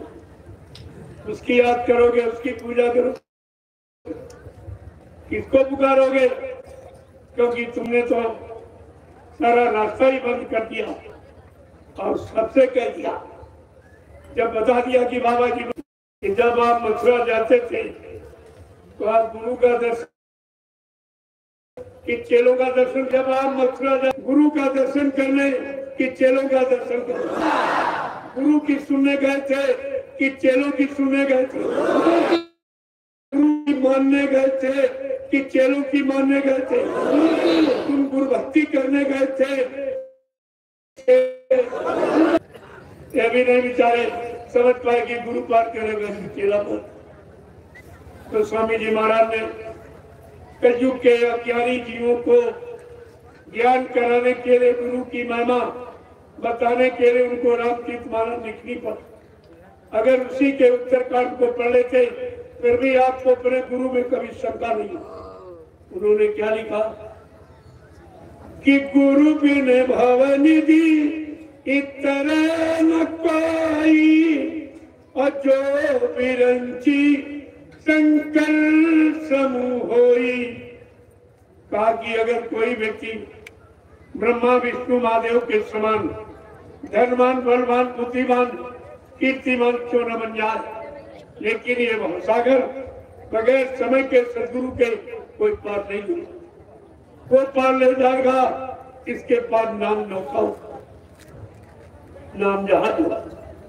और बाबा जी ने आपको पूरा पढ़ दिया। आप बच्चा मैं अब की बार इतना बड़ा जयगुरुदेव नाम का जहाज लेके आया हूँ, अगर सारा विश्व मेरे जयगुरुदेव नाम जहाज पर सवार हो जाए तो मेरे जहाज का एक कोना ही भरेगा। तो प्रेमियों मैं आपसे पूछता हूँ, क्या जहाज अभी तो कोई नहीं गया, कोई जीवात्मा नहीं गई, कोई नहीं जगी, कोई नहीं बैठी, कोई पार नहीं गई। और इन लोगों ने ये कह दिया कि पार करने वाला चला गया। अब आपको सोचना चाहिए आप कैसे पार जाओ। तो वादा है, जब नाम दान दिया तब भी आपसे कहा कि बच्चा मैं अजर अमर देश से आया हूँ, मैं मरने वाले देश से नहीं आया हूँ जो मर के चला जाऊंगा। मैं अजर अमर देश से आया हूँ, जब तक अपनी जीवात्माओं को अजर अमर घर नहीं पहुंचा लूंगा तब तक मैं चैन से बैठने वाला नहीं हूँ। जब तक मेरा एक भी जीव यहाँ रहेगा मैं बराबर मौजूद रहूंगा। जब मेरे जगह सारे जीव चले जाएंगे मैं पीछे से जाऊंगा। फिर आप गुरु बच्चों को कैसे भूल गए? ये तो गुरु का वादा है। क्या गुरु भी झूठ बोलता? जबकि आपको लिख के बताया गया, संत वचन पलटत नहीं पलट जात ब्रह्मांड। चाहे ब्रह्म अपनी ब्रह्मांड की रचना में तब्दीली बदलाव क्यों न कर दे, लेकिन संत जो कहेंगे वो करके दिखाएंगे। संतों की जबान दस्तावेज होती है, वो काट होती है, कभी कोई काट नहीं सकता। लेकिन आपको तो कुछ भी नहीं आता। सुनते रहे, भारत की जनता को भाषण देके सुनाते रहे और खुद ही नहीं समझते, खुद ही भ्रमित हो गए, खुद ही गुरु से अलग हो गए, गुरु की महिमा से अलग हो गए, गुरु की दया से अलग हो गए। तो तुमने सुना ही क्या था? केवल सुनाने के लिए, अपने लिए नहीं सुना था, अपनी शंका संदेह भूल भ्रम मिटाने के लिए नहीं सुना था। इस बात ने तो ये किया, ये सब आपने पूछा, तुम्हारे पास कुछ नहीं था। एक बात मैं इसी संदर्भ में और पूछना चाहूंगा, आप सत्य बताना, आप लोगों ने नामदान गुरु महाराज से लिया या किसी चेले से लिया? गुरु महाराज से। सत्य को जोर से बोलो। गुरु महाराज से। आप लोगों ने नामदान गुरु महाराज से लिया या किसी चेले से लिया? गुरु महाराज से। आपका हाथ गुरु महाराज ने पकड़ा या किसी चेले ने पकड़ा? गुरु महाराज। आपकी जीवात्मा को जगाने का परमात्मा से मिलाने का, निर्धाम घर पहुंचाने का वादा ये गुरु महाराज का है या किसी चेले का है? गुरु महाराज का। फिर आप जा कहाँ रहे हैं? नामदान गुरु से लिया, चेला गुरु के बने, हाथ गुरु ने पकड़ा, पार करने का वादा गुरु ने किया और जा रहे चेलों के। इतनी भी समझ तुम्हारी बुद्धि में नहीं रही कि तुम जाता। जब गुरु से काम नहीं करवा पाए, क्या ये चेले तुम्हारा काम दे? वो भी स्वार्थी लोभी लाती, गुरु से कपट, संगत से चोरी की, वो निर्धन की, वो कोढ़ी, ये कार्य हो रहा और इन सबको सजा मिल गई। इन्होंने प्रचार किया कि बाबा जी शरीर छोड़ के चले। मैंने 28 मई 2012 से संदेश बराबर जारी किया कि जिन लोगों ने कहा कि बाबा जी मर के चले गए, आप लोग देखते जाइए, तुम्हारे सामने ये सब मुर्दा होते चले जाएंगे। और मथुरा में सब भर के था। जिन्होंने शुरुआत की थी उसके तो कीड़े थे, दोनों पैर सड़ गए, इतना रात रात दिन रोता था। अरे भाई गुरु को, सम्राट मानी को, और अगर तुमसे कोई कह दे तुम्हारा बाप मर गया तो आपको अच्छा लगेगा कि बुरा? और गुरु के लिए सुनते रहे। गुरु के प्रति कोई तुम्हारा भाव नहीं रहा, कोई श्रद्धा प्रेम नहीं रहा, तुम गुरु का अपमान सुनते रहे, मर जाने का झूठा प्रचार सुनते रहे और कुछ नहीं बोले। अरे गुरबानी क्या कह रही है? कम से कम उसे तो अभ्यास करते, लेकिन आप कुछ नहीं सुने। गुरु निंदा सुने जो काना, पाप लगे गौघात समाना। जो गुरु की निंदा अपने कानों से सुनता है, उसी गौ हत्या के बराबर पाप लगता। ये पाप तुम सबने किया, सबने किया और कुछ नहीं बोले और उन्हीं के साथी बन गए। जिसने तुम्हारे गुरु को अपमानित किया, झूठा प्रचार किया, स्वार्थ लोभ लालच के लिए कि अगर ये कह दें बाबा जी मर गए तो मथुरा का राज्य हमको दो, केवल इसके लिए। यानी इनके दिमाग में गुरु नहीं, गुरु की महिमा नहीं, गुरु का ज्ञान ध्यान बिल्कुल है ही नहीं। ऐसे स्वार्थी लोभी लाचियों तुम कहने पर बन चले गए। क्या ये तुम्हारा काम कर देंगे? जब ये गुरु को नहीं पहचान पाए, क्या तुमको गुरु की पहचान करा देंगे? जब गुरु से मोक्ष मुक्ति नहीं ले पाए, क्या तुम्हें मुक्ति दिला देंगे? इतना तो आपको विचार करना चाहिए। जबकि बाबा जी ने पहले ही सब सिद्ध करके रखा। मुक्ति दिवस आज तक इस सृष्टि में किसी ने मुक्ति दिवस निर्धारित नहीं किया। ये सबसे प्रथम पहचान जिसने मुक्ति दिवस निर्धारित किया कि अपनी जीवात्माओं को बिना मुक्ति दिलाए चला जाएगा, फिर ये सब झूठा हो जाएगा। कौन मानेगा गुरु? तुम्हें तो विचार करना चाहिए। तुम्हारे यहाँ सारे दिवस, जन्म दिवस, मृत्यु दिवस, स्वतंत्रता दिवस, गणतंत्र दिवस और शिक्षक दिवस, ये सब मनाए जाते हैं, लेकिन मुक्ति दिवस किसी ने निर्धारित नहीं किया। यह है सम्राट मानी की दया, जो अपनी जीवात्माओं के लिए उन्होंने मुक्ति दिवस निर्धारित किया, ताकि हमारे जिनकी जीवों को मैंने नामदान दिया, उनके अंदर हमारे प्रति कोई शंका न पैदा हो कि जब तक हम मुक्ति नहीं दिलाएंगे, मानव शरीर को छोड़ के जाने वाले नहीं हैं। तो आपको तो ये विचार करना चाहिए। तो तुम सबके साथ बोल ब्रह्म में चले, तो तुम दूसरों का भ्रम कैसे दूर करो? जब अपना नहीं दूर कर पाए तो आप दूसरे का कैसे दूर? ये कितना बारी आपने अपना नुकसान किया और समझ में आपके कुछ नहीं आया, कुछ नहीं। और ये सब झूठा पड़ा। बिल्कुल मैंने डंके के चोट पर कहा, ये सब झूठा प्रचार। बाबा जी ने ये कहा था कि बच्चा यानी महात्मा गांधी चूक गए, वो गोली से मार दिए गए, लेकिन बच्चा मैं चूकने वाला नहीं हूँ। मैं अपना काम करके जाऊंगा। मेरे मारने के लिए अब इस सच्ची में कोई गोला बारूद तैयार नहीं। ना मुझे कोई मार सकता, ना मुझे कोई धोखा दे सकता, ना मुझे कोई धंधोल सामान से खरीद सकता। मैं अपना काम करने आया हूँ, काम करके ही जाऊंगा, रहूंगा और काम करके ही जाऊंगा। फिर प्रेमी आप कैसे बोल गए? मैंने 400 वर्ष रहकर भी काम करने का दावा किया।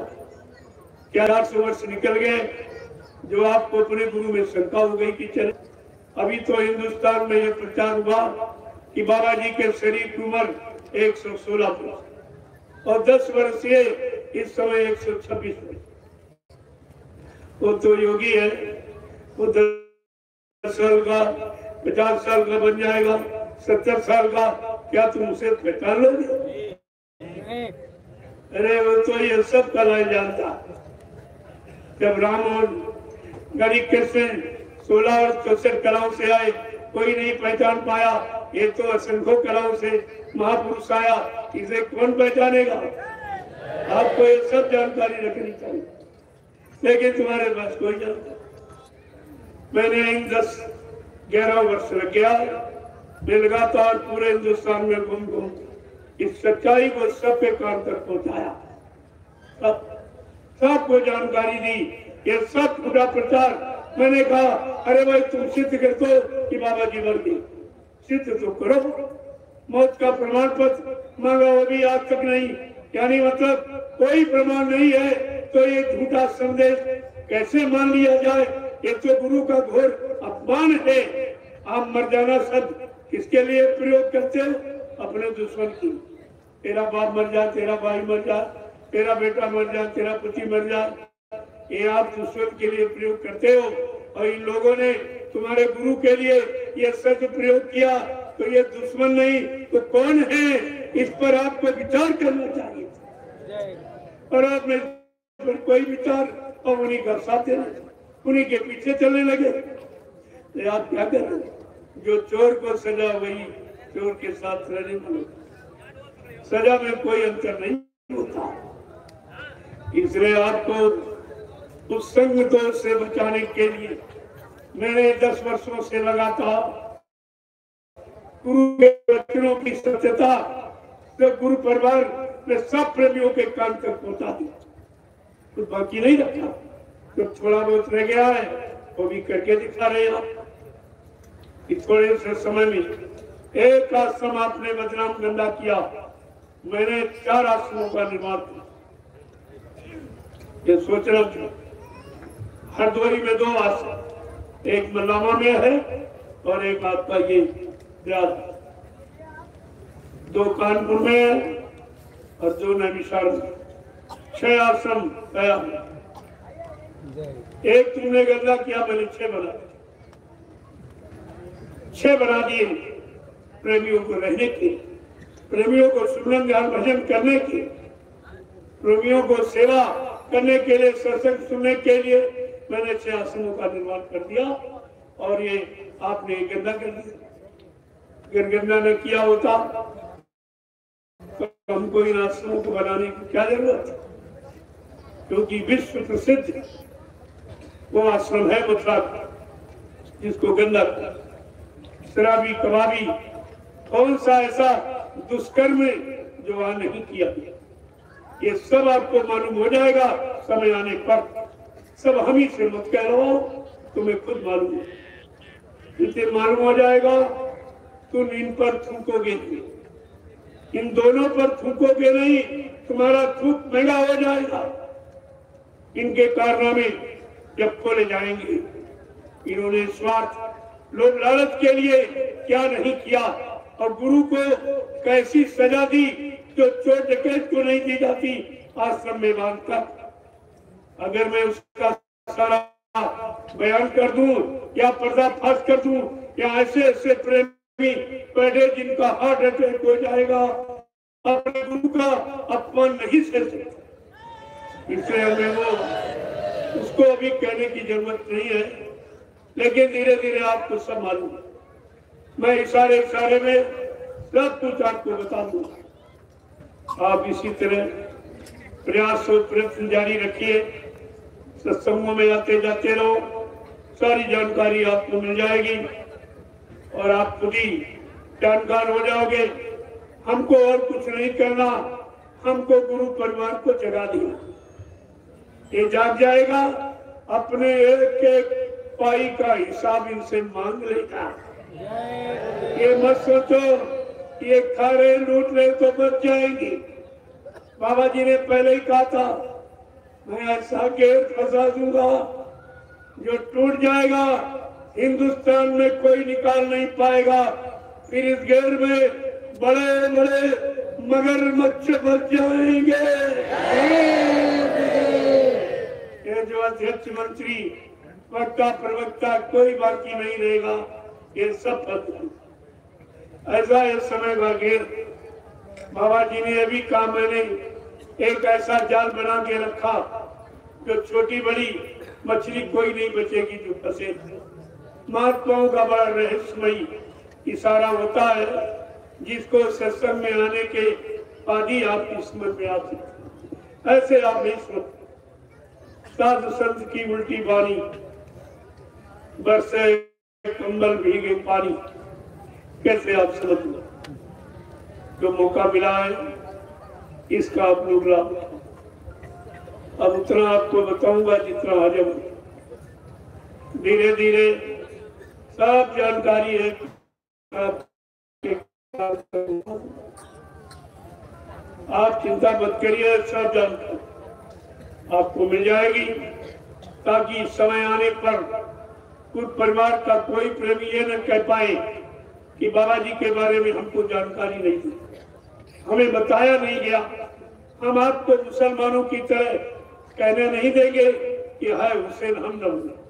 आप मौजूद हो, आपकी मौजूदगी में सारा गुरु संदेश आपके कानों तक पहुंचाया था। और 10 वर्ष पूरे हो गए, 11वां लगी। देखिए कितनी मेहनत की गई, एक भी आदमी मेरे साथ नहीं।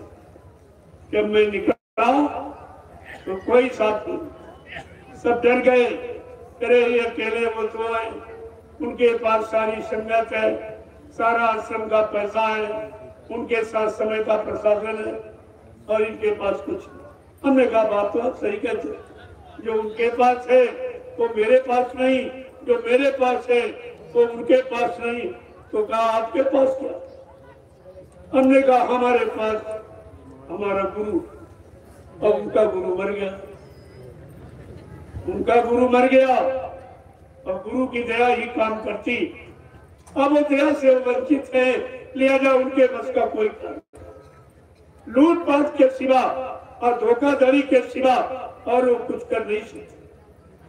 धीरे धीरे वो भी समय खत्म हो रहा, वो भी जा रहा है। सुख सदा रहता नहीं, तो दुख का भी अंत है, वो भी चला जाएगा। आप चिंता क्यों करें? सब समय की जानकारी आपको हो जाएगी कि कलयुग कैसे कैसे काम कर रहा था, कैसा कैसा भ्रम पैदा कर रहा था, अच्छे सच्चे भक्तों को कैसा गुरु से हटा रहा, गुमराह कर रहा था, लोभी लालचियों पर विश्वास करा। ये कलयुग के जीवन लोभी लालची। बाबा जी ने कहा था कि मेरे यहाँ तमाम कलयुगी जीवों ने नामदान ले लिया, बच्चा उनसे होशियार रहना, तो सत्संग सुनने नहीं देंगे, गुरु में विश्वास रखने नहीं देंगे, गुरु से आस्था जोड़ने प्रेम जोड़ने नहीं देंगे और नाम की कमाई करने नहीं देंगे, सत्य वचनों पर की तरफ आपको जाने नहीं देंगे। ऐसे यही काल के जीवों से सावधान है। और पहचान बताई थी, काल के जीव कौन है? जो नहीं माने हुकुम हमारा, उनके मन को काल समाना। जो मेरे हुकुम आदेश को न मानेगा, नाम पर विश्वास करेगा, अपना आदेश चलाएंगे अपने स्वार्थ और लालच के लिए। का बच्चा एक काल के जीव है, इनसे बहुत होशियार रहना। ये सब आपको सिखाया पढ़ाया गया, लेकिन काल ने ऐसा दाव मारा, तुमको गुरु के वचनों से अलग, सत्यता से अलग कर दिया। और भूल भ्रम में आप चले गए। लेकिन संत अपना बीज कभी निर्बीज नहीं होने देते। अपने वचनों की सत्यता कभी समाप्त नहीं होती। ऐसा नहीं है कि उनका बीज ही समाप्त हो। और एक बीज कितने पेड़ों को तैयार कर देता। एक जलता हुआ चिराग करोड़ों बुझे हुए चिरागों को जगा देता।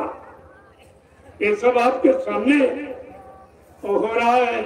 जब धीरे धीरे सत्संग वचनों को सुनोगे, अमल करोगे, अपने पर लागू करोगे तो एक एक वचन तुम्हारे अंदर घर कर जाएगा और सारी जानकारी तुम्हारे पास होगी।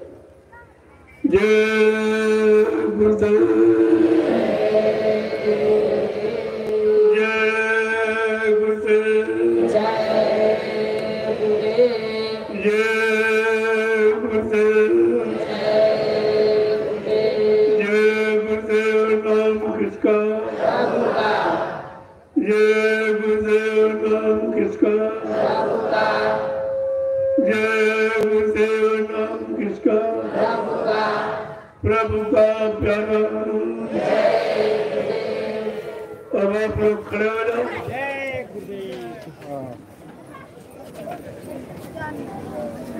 जोरदार आया नहीं।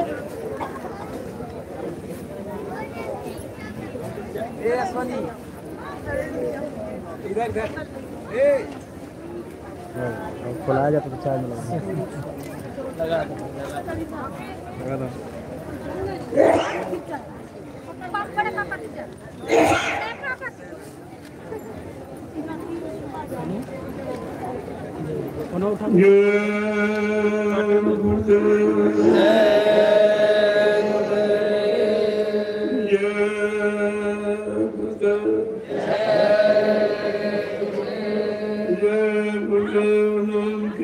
प्रभु का।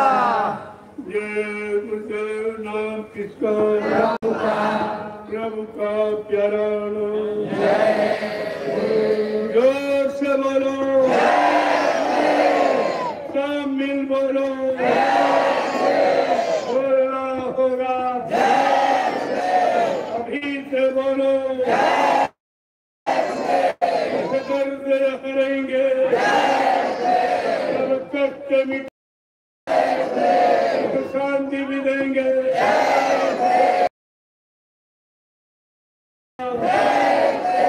सबके मालिक, प्रेम से बोलो।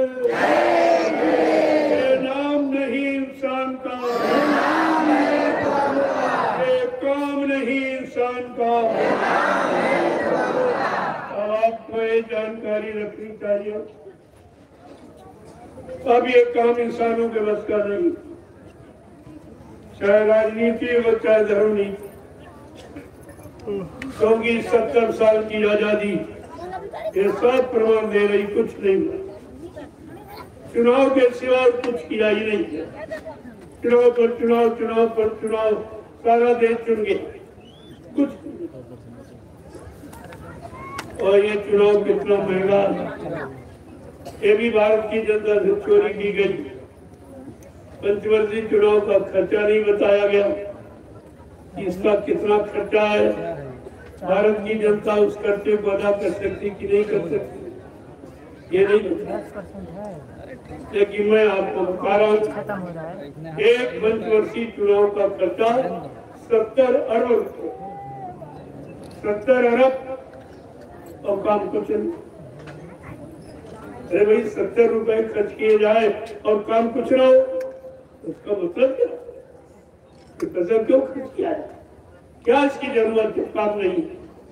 अरे काम पर दाम खर्च किया जाता, जब तुम्हारा कोई काम करता तभी तुम दाम यानी मजदूरी देते, उसके पहले नहीं। और काम भी कुछ नहीं हुआ, दाम इतना। फिर वो खर्चा कैसे निकाला जाता? महंगाई और टैक्स, तरह तरह की महंगाई, ये देने वाले यही पास का, ये भूंज तक मजदूर, छोटे कर्मचारी, छोटे अधिकारी, छोटे दुकानदार, इन्हीं से वसूल किया जाता। धीरे धीरे धीरे धीरे आज देश की स्थिति बिल्कुल जर्जर, कुछ नहीं लगा। जो इतिहास सोने की चिड़िया भारत को कहता था तो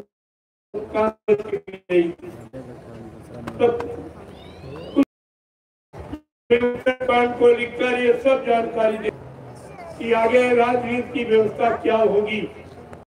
वक्त समय आएगा, बहुमत, कीमत, बाल मत, नरेश का राज सुख संपदा को कहे, जान बचे बढ़वा। कलयुग में एक ऐसा समय आएगा, एक बहुमत मिलेगा, वो आपके सामने है। आप फिर बीच में स्त्री का राज्य होगा, वो भी आपके सामने होगा। फिर कहा एक बच्चे का राज्य होगा, वो भी आपके सामने होगा। फिर कहा फिर नरेश का राज, फिर कोई राजा ही नहीं है, यानी राजा के पास कोई विभाग नहीं और सरकार के पास कोई सरकारी विभाग नहीं, तो सरकारें किस बात? ऐसी व्यवस्था बना देगा कि बिन नरेश का राज्य और उसके राज्य में सुख संपदा को कहे, जान बचे बढ़वा।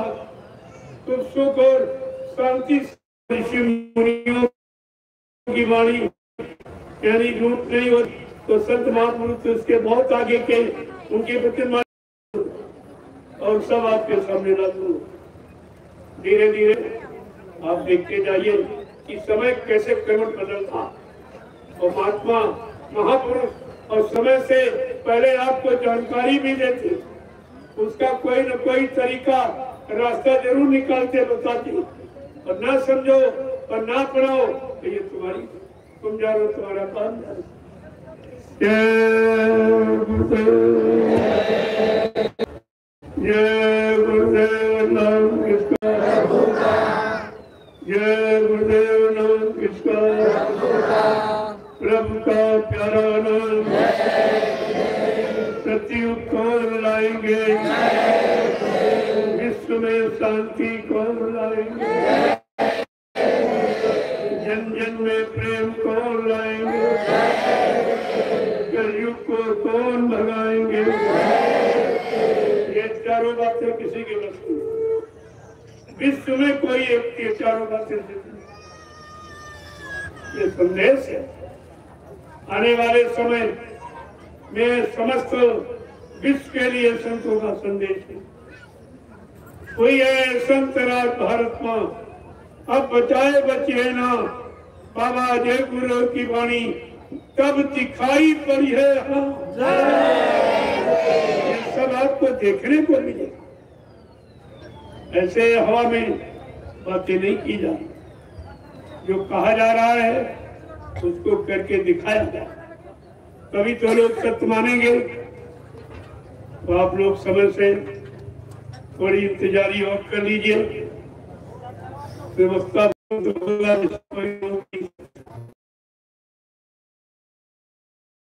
बड़ी बुद्धि से मैं विश्वासी कर यानी अद्वितीय विलक्षण परिवर्तन, तो सब आपको धीरे धीरे बता दिया जाएगा, जानकारी आपको करा दी जाएगी, ताकि किसी के अंदर कोई शंका संदेह भूल भ्रम न रह जाए, चाहे राजा हो चाहे नहीं। ये संदेश सबके लिए दिया जाए, तो कोई कुर्सी में बैठ के नहीं बोला जा रहा। राम लोगों के बीच में, धरती आसमान के बीच में ये संदेश सबके लिए दिया है और सब अमल करना, नहीं तो कुदरत मार लगा देगी, सवाल मानने के लिए मजबूर हो जाओगे। कुदरत से कोई लड़ नहीं सकता, कोई जीत नहीं सकता।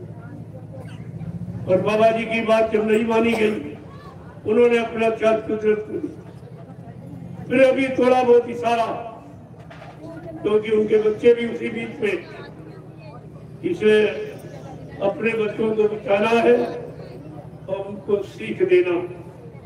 देरी इस बात की, क्योंकि तुम्हारा गुरुदेव नगर कहीं अलग नहीं है, जो कुछ कर दिया जाए तो तुम बच जाओ। तुम भी उन्हीं के बीच में रह रहे हो, तो तुम्हारा बचाओ और उनकी शिक्षा दोनों साथ साथ चल रहे हैं।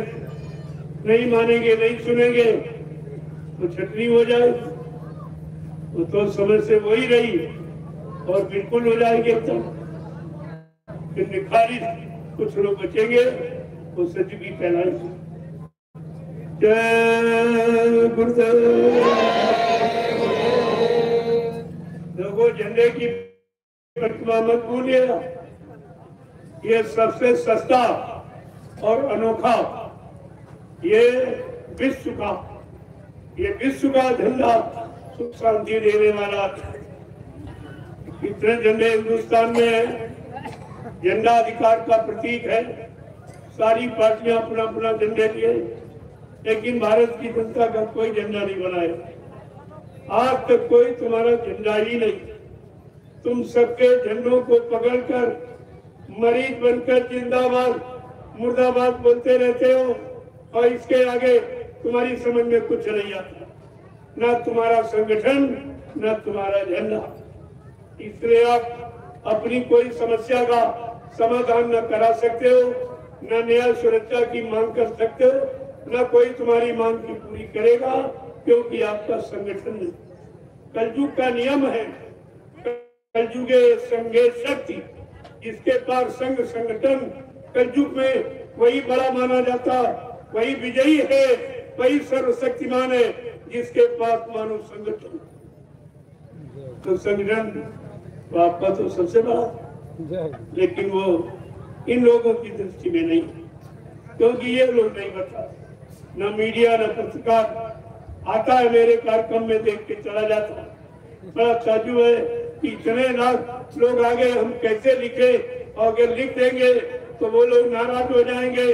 उनके यहाँ तो 10-20-50 हजार आदमी भी नहीं होता, यहाँ लाखों की भीड़ है, इसलिए बेचारे मजबूर हो जाए। वो लिखते भी नहीं, देखते रहते। कई बार पूछा, सरकार की बात करते हो, उनकी हम बात नहीं करते, हम काम करके दिखो। आते बातें तुम्हारे यहाँ होती, भाषण स्पीच तुम्हारे यहाँ दिए जाते, हमारे यहाँ काम की बात की जाती। बाकी क्या सब लोग सरकारी हो जाएंगे? हमने हो नहीं जाएंगे, हो गए। होने की बात करते हो गए, हमने लाखों को सरकारी बना दिया। आप ये बताइए, अब की बात सरकार कौन आएगी? हमने कहा हमारी दृष्टि से तो सरकारों का नामो निशान मिल गया। सरकार नाम की कोई चीज, क्योंकि इस नाम को बदनाम किया गया। इस नाम से जनता का कोई भय भी को दूर नहीं किया गया। लिया जाए ये नाम बदनाम है, आगे कुदरत इस नाम को नहीं चाहती। हमने कहा ऐसा कुछ। जय गुरुदेव, जय गुरुदेव, जय गुरुदेव। नाम किसका? प्रभु का प्यारा नाम। इसलिए आप लोग झंडे की परिक्रमा, ये विश्व प्रसिद्ध समस्त रोगों का निवारण करने वाला ये जय गुरुदेव प्रभु नाम का झंडा। बाकी झंडे अपने अपनी प्रतिष्ठा, मान सम्मान, पहचान के झंडे, लेकिन ये झंडा है संपूर्ण मानव इंसानों के दुख दर्द मुसीबत को दूर करने वाला। इसीलिए इसकी क्षमता, इसकी इसकी बराबरी कोई नहीं करती। कभी तो करके दिखाया जा रहा। अगर कोई कहता नहीं मेरा झंडा है, तो आप ये काम करके दिखा दीजिए, तुम्हारा मान लिया जाएगा। नहीं तो इनका कोई नामो निशान नहीं। ये मोटी बात समझ लो, जो से लाभ मिलेगा, किससे काम होगा, सुख शांति मिलेगी, उसको सभी लोग मान लें, बिना कहे लोग मान लें। तो यहाँ तो काम की बात की जा रही है, हमारे यहाँ नाम की बात नहीं, काम की। जय गुरुदेव। अब आप लोग लाइन से खड़े हो जाओ। हमारी एक सामाजिक मर्यादा है कि महिलाएं अपनी बड़ी लाइन में खड़े होकर, ताकि मैं आप सबका बड़ी प्रकार से दर्शन कर सकूं और आपको प्रणाम कर सकूं, और ये दुख मुसीबत नई बीमारी महामारियों कष्टों से बचाने के लिए आपको एक प्रसाद जो हिंदुस्तान में कोई नहीं दे रहा और कहीं नहीं, ये आपको इसी दरबार में मिलेगा। ये दुकान पर तो बिकता है, दरबार में बांटा जाता है। दुकान दरबार का अच्छे नहीं तुम समझ पाए, यदि दरबार बांटता है, दुकान बेचती। वहां पर बगैर पैसे का सामान हिंदुस्तान में जितनी दुकानें लगी, कहीं आप चले जाओ बगैर सेवा बगैर पैसा दिए आप वहां टिक नहीं सकते। ये दरबार है, यहाँ मांगा नहीं जाता, यहाँ दिया जाता है। अब जो लोग सेवा भाव से अपना कुछ करना चाहते हैं तो उनके लिए छूटे, मैं कोई निरादन थोड़ी करता हूँ। और जो लोगों ने अपनी स्वेच्छा से कहा नहीं हमारे पास समय नहीं है कि बाल बच्चों को छोड़कर हम आपके साथ चलो, तो ऐसा करो हमारी गाड़ी कमाई को लगा दो तो हमको भी कुछ लाभ मिल जाए। हमने अगर ऐसा तुम्हारा कोई भाव, कोई श्रद्धा सेवा भाव आपके अंदर है तो मैं आपका लगा दूंगा। तो ये 3 जगह लगाऊंगा, नैमिषारण, संस्कृत धाम, ज्ञानाश्रम, रामशाला और ये दयाल आश्रम आपका हरदोई। एक एक पाई तुम्हारी लगी, एक एक पाई तुम्हारी लगी, यहाँ इधर उधर नहीं, क्योंकि हमको जरूरत हमारे कोई बीवी बच्चा तो है नहीं जिसके लिए मैं आपसे झूठ बोलूंगा या संचय करूंगा या आपको धोखा दूंगा। मेरे पास तो कोई खर्चा, जो भी करूंगा वो आपको परिवार के लिए, सभी लोग अपने अपने परिवार के लिए करते। अगर हम ही अपने गुरु परिवार के लिए कर रहे हैं तो ये कौन सा गलत है, कोई नया काम नहीं। अब ये बड़ा परिवार है तो बड़ी व्यवस्था करनी पड़ेगी, बड़ी व्यवस्था बनानी पड़ेगी, तभी तो बड़े परिवार को यानी मतलब सही तरीके से रखा जाएगा।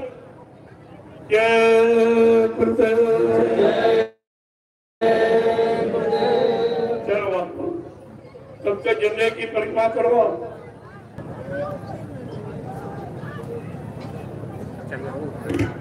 देखो एक सेवा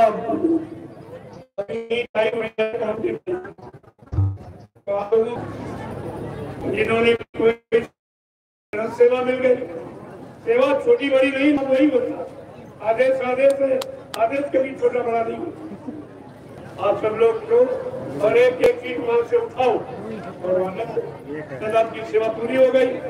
देखो कितनी छोटी सेवा का कितना बड़ा लाभ, ये आपको समझना चाहिए। जय गुरुदेव।